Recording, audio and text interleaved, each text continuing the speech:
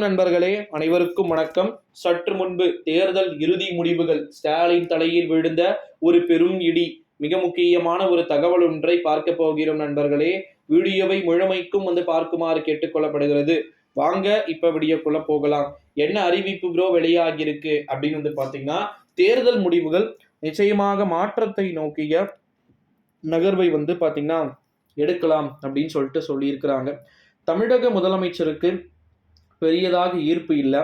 தேர்தலில் வெற்றியோ தோல்வியோ இரண்டுமே ஒரு கட்சியை சார்ந்து தான் இருக்கணும் அப்படின்றது தான் மற்ற அரசியல் கட்சியினருடைய நிலைப்பாடா பார்க்கப்பட்டு கொண்டிருக்கு. ஓகேங்களா? இந்த ஒரு சூழ்நிலையில தான் ஸ்டாலினுக்கு தேர்தலுடைய முடிவுகள் அப்படின்றது இறுதியான ஒரு சூழ்நிலையை கொடுக்குமா அப்படின்றத எல்லாமே நம்ம வெயிட் பண்ணி தான் பார்க்கணும் நண்பர்களே.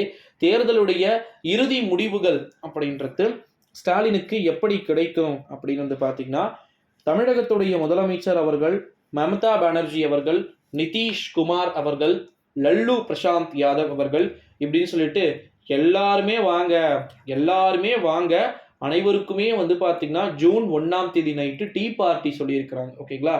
ஜூன் 4ஆம் தேதி இந்தியா கூட்டணியோ இல்லை மற்ற கூட்டணி கட்சிகளோ வேறு யாரேனும் பார்த்தீங்கன்னா வெற்றியை பெற வேண்டிய ஒரு சில சூழல்கள் இருந்துச்சுன்னா விருந்து வைக்க கூட ஏற்பாடுகள் செய்யப்பட்டு இருக்கிறது. ஆனால் தோல்வியே நிச்சயமாக கிடைக்கக்கூடும் அப்படின்னு சொல்லிட்டு பிஜேபியினர் உற்சாகமாக 15 லட்சம் பேருக்கு லட்டுகள் தயார் செய்யப்படக்கூடிய பணிகள் நடைபெற்று கொண்டிருக்கான் அந்தந்த மாவட்டத்துடைய தலைநகரங்கள்ல. இந்த செய்தி யாருக்கேனும் தெரியுமா? நிச்சயமா ஒரு மிகப்பெரிய ஒரு திருப்பத்தை ஏற்படுத்தி இருக்கிறது தான் இந்த செய்தி. 15 லட்சம் ஸ்வீட்ஸ் லட்டு ஆரஞ்சு கலர்ல இருக்கும் பார்த்தீங்களா, அந்த லட்டு செய்ய அலோடு கொடுக்கப்பட்டிருக்கு. காரணம் அவ்வளோ கான்ஃபிடன்ஸ். இங்க நம்ம தமிழ்நாட்டில் டிஎம்கே ரெடியா இருக்கிறாங்க. ஓகேங்களா?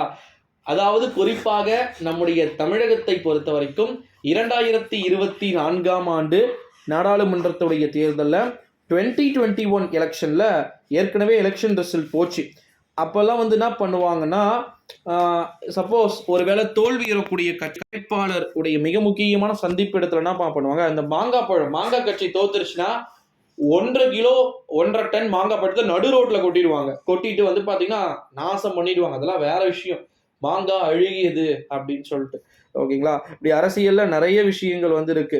சின்ன மாங்காவா பெரிய மாங்காவா, அப்புறமா பார்த்தீங்கன்னா உதயசூரியனா ரெட்டை இலையா, அப்புறமா பார்த்தீங்கன்னா ஒளி வாங்கி சின்னமா மை சின்னமா அப்படின்னு சொல்லிட்டு ஏகப்பட்ட விஷயங்கள் பார்த்தீங்கன்னா இருக்கக்கூடிய ஒரு சூழ்நிலையிலே நண்பர்களே தேர்தலுடைய இறுதி முடிவுகள் அப்படின்ட்டு வெளியாகலாம்.